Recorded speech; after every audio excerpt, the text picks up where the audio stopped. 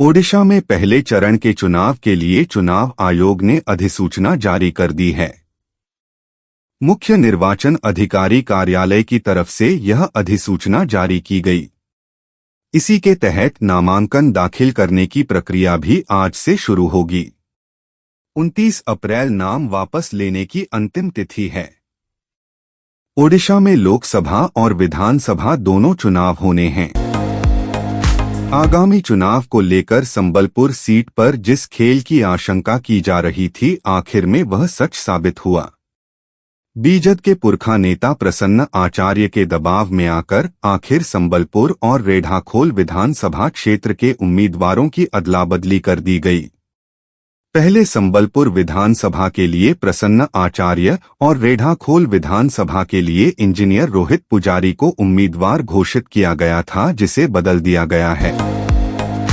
ओडिशा में लोकसभा चुनाव के साथ विधानसभा चुनाव होना है। ओडिशा विधानसभा चुनाव को लेकर बीजू जनता दल ने 5वीं सूची जारी की है। इसमें 9 प्रत्याशियों के नामों का ऐलान किया है। मुख्यमंत्री नवीन पटनायक खुद कंटाबांजी विधानसभा सीट से चुनावी मैदान में उतरेंगे। वहीं 2 सीटों पर पार्टी ने प्रत्याशियों के नामों में बदलाव किया है। संघ लोक सेवा आयोग यूपीएससी की परीक्षा में ओडिशा के अनिमेष प्रधान ने दूसरा रैंक हासिल किया है। अनिमेष तालचेर के रहने वाले हैं और महज 24 साल के हैं। अनिमेष ने बिना किसी कोचिंग ऑल इंडिया रैंक 2 हासिल की है। अनिमेष की मां का पिछले महीने ही निधन हो गया है। वह कैंसर से जूझ रही थीं। अनिमेष एनआईटी राउरकेला के पूर्व छात्र हैं। ओडिशा पॉलिटिक्स राहुल गांधी 28 अप्रैल को ओडिशा आ रहे हैं।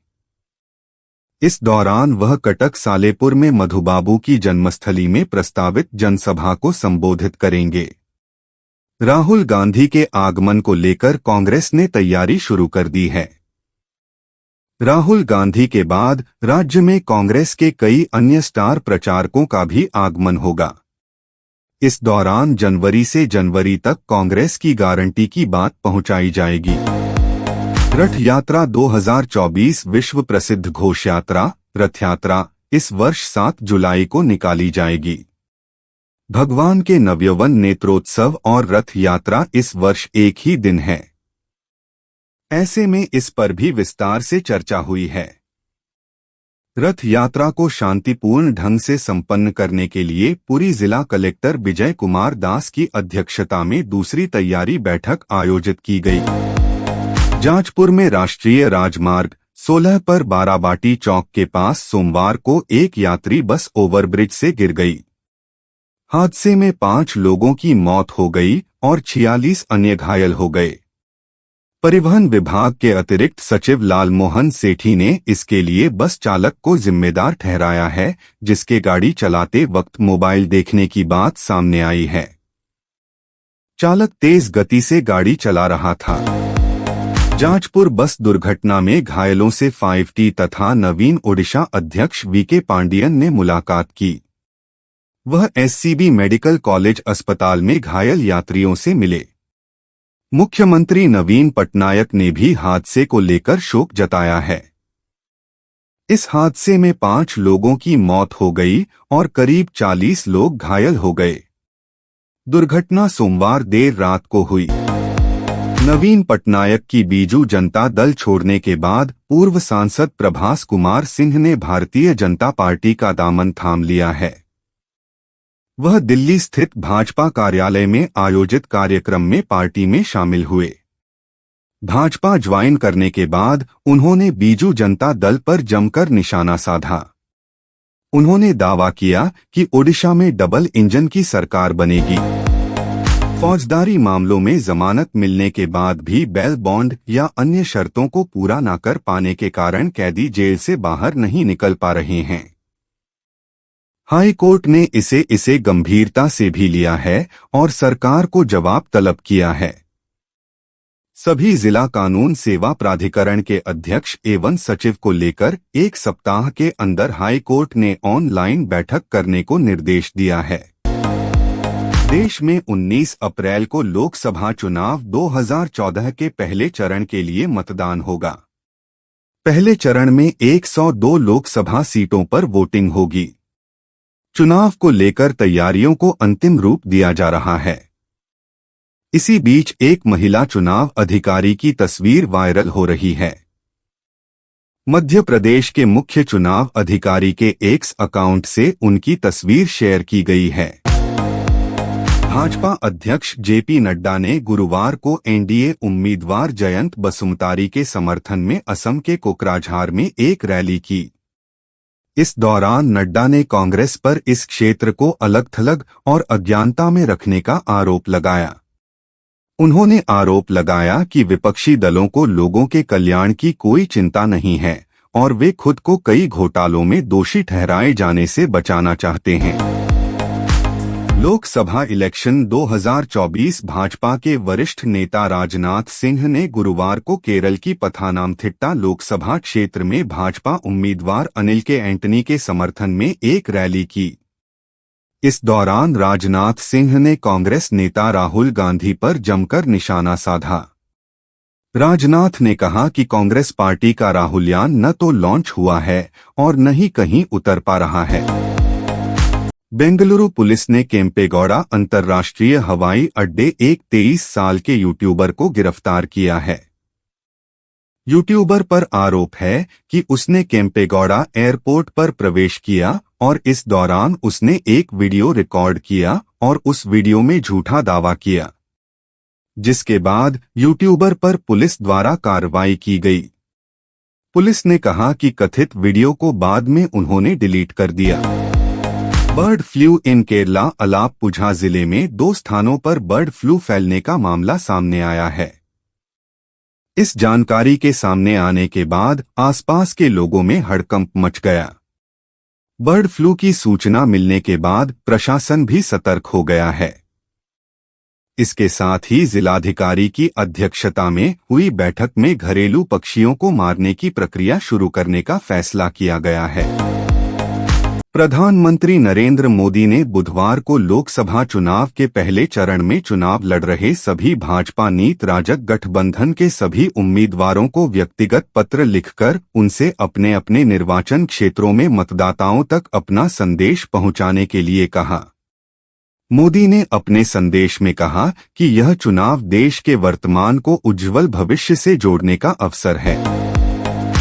दिग्विजय सिंह नेटवर्थ दिग्विजय सिंह मध्य प्रदेश की राजगढ़ लोकसभा सीट से चुनावी ताल ठोक रहे हैं। उन्होंने हाल ही में यहां से अपना नामांकन भी दाखिल किया है।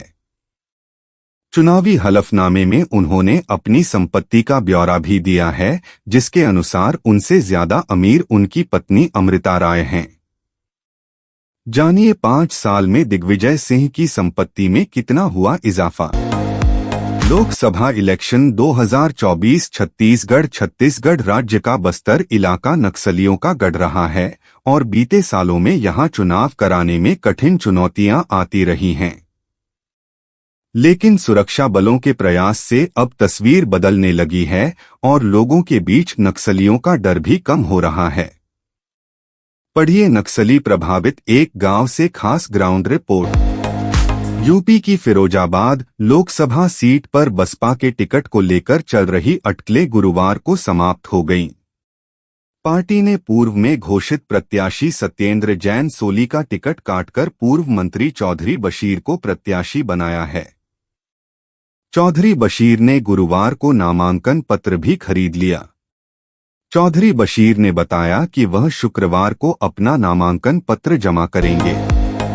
शिल्पा शेट्टी के कारोबारी पति राज कुंद्रा एक बार फिर कानूनी पचड़े में फंस गए हैं। एडल्ट फिल्मों के बाद अब उन पर बिटकॉइन मामले में आरोप लगे हैं। एड यानी प्रवर्तन निदेशालय ने राज कुंद्रा की 97.79 करोड़ की संपत्ति जब्त कर दी है। इनमें उनका जुहू वाला बंगला भी शामिल है, 2 शिल्पा शेट्टी के नाम पर है। दिलजीत दोसांझ ने अपनी हालिया रिलीज फिल्म अमर सिंह चमकीला से हर किसी का दिल जीत लिया। अब हाल ही में दिलजीत दोसांझ का एक वीडियो वायरल हो रहा है जिसमें अमर सिंह चमकीला की पहली पत्नी ने फिल्म की स्क्रीनिंग पर दिलजीत दोसांझ को भावुक होकर गले से लगा लिया। इस वीडियो को देखकर फैंस की आंखें भी नम हो गई। क्रू की थिएटर्स में दस्तक के कुछ दिन बाद अक्षय कुमार टाइगर श्रॉफ की बड़े मियां छोटे मियां और अजय देवगन की मैदान रिलीज हो गई। हालांकि दो बड़ी के बीच भी क्रू बॉक्स ऑफिस पर नोट समेटती जा रही है। क्रू ने बुधवार को थिएटर्स में रिलीज के 20 दिन पूरे कर लिए। हालांकि कमाई के मामले में काफी पीछे चल रही है। बिग बॉस 17 के कॉन्टेस्टेंट्स शो खत्म होने के बाद भी खबरों में बने हुए हैं। मुनव्वर फारूकी से लेकर अभिषेक कुमार और समर्थ जुरेल तक लगभग सभी कॉन्टेस्टेंट्स लाइमलाइट में हैं। हाल ही में खबर आई थी कि मुनव्वर फारूकी पर अंडों से हमला किया गया था। वहीं अब एक और बिग बॉस 17 कंटेस्टेंट की पिटाई की जानकारी सामने आई है। आलिया भट्ट बॉलीवुड फिल्म इंडस्ट्री की वो अदाकारा हैं जो सिर्फ सिल्वर स्क्रीन ही नहीं बल्कि बिजनेस की दुनिया में भी राज करती हैं। हाल ही में टाइम मैगजीन के 100 प्रभावशाली शख्सियत की सूची में आलिया का नाम शुमार हुआ है। ऐसे में हम आपको अब जिगरा मूवी एक्ट्रेसेस के इन्वेस्टमेंट से लेकर इनकम तक की हर एक छोटी डिटेल्स बताने जा रहे हैं। चेन्नई सुपर किंग्स के सलामी बल्लेबाज डेवोन कॉनवे आईपीएल 2024 से बाहर हो गए हैं। उनकी जगह इंग्लैंड के रिचर्ड ग्लीसन को स्क्वाड में शामिल किया गया है। बता दें कि चोट की वजह से इस सीजन में अब तक एक भी मैच नहीं खेल सके हैं। सीएसके ने खेले अब तक 6 में से 4 मैचों में जीत दर्ज की है। केएल राहुल का आज 32वां जन्मदिन है। सुनील शेट्टी ने तस्वीर शेयर करते हुए एक खूबसूरत कैप्शन लिखा। उन्होंने लिखा, यह मायने नहीं रखता कि हमारे जीवन में क्या है बल्कि यह मायने रखता है कि हमारे जीवन में कौन है। तुम्हें अपने साथ पाकर मैं धन्य महसूस कर रहा हूं क्योंकि यह एक ऐसा संबंध है जिसे मैं शब्दों में बयान नहीं कर सकता। जन्मदिन मुबारक हो। T20WC 2024 रोहित शर्मा ने ऑस्ट्रेलियाई कप्तान एडम गिलक्रिस्ट और माइकल वॉन की podcast session club prairie fire podcast में कहा कि इस सीजन MS धोनी और दिनेश कार्तिक दोनों जबरदस्त फॉर्म में हैं। हालांकि 20 वर्ल्ड कप के लिए MS धोनी को मनाना मुश्किल होगा लेकिन दिनेश कार्तिक को मनाना आसान होगा। इस दौरान रोहित हंसते हुए नजर आए। T20 world cup 2024। कुछ दिनों पहले मीडिया रिपोर्ट्स में ये दावा किया गया कि रोहित शर्मा ने टीम सिलेक्शन के मद्देनजर हेड कोच राहुल द्रविड़ और चीफ सेलेक्टर अजीत अगरकर से मुलाकात की है। हालांकि रोहित शर्मा ने खुद इस बात को बेबुनियाद बताया है। भारतीय कप्तान ने कहा कि वर्ल्ड कप में टीम के सिलेक्शन को लेकर उन्होंने किसी से बातचीत नहीं की है। केएल राहुल और अथिया शेट्टी की मुलाकात एक कॉमन फ्रेंड की वजह से हुई। इसके बाद दोनों के बीच बातचीत का सिलसिला शुरू हुआ। दोनों के बीच दोस्ती हुई। दोस्ती प्यार में बदल गई। इसके बाद साल 2019 में दोनों रिलेशनशिप में आ गए। हालांकि दोनों ने रिलेशनशिप में आने के बाद करीब 1.5 सालों तक अपने रिश्ते को सार्वजनिक नहीं किया। 2024 फोर्स गुरखा 5 डोर एक नए इंस्ट्रूमेंट क्लस्टर के साथ आएगी और ये एक ऑल डिजिटल यूनिट होगा। ये ड्राइवर को सभी महत्वपूर्ण जानकारी दिखाएगा जिसमें टायर प्रेशर मॉनिटरिंग सिस्टम भी शामिल है। इसमें एक नया टच स्क्रीन इंफोटेनमेंट सिस्टम भी होगा जो एक नई यूनिट होने की उम्मीद है। साथ ही इसमें वायरलेस एंड्रॉयड ऑटो और एप्पल कारप्ले कनेक्टिविटी मिलने वाली है।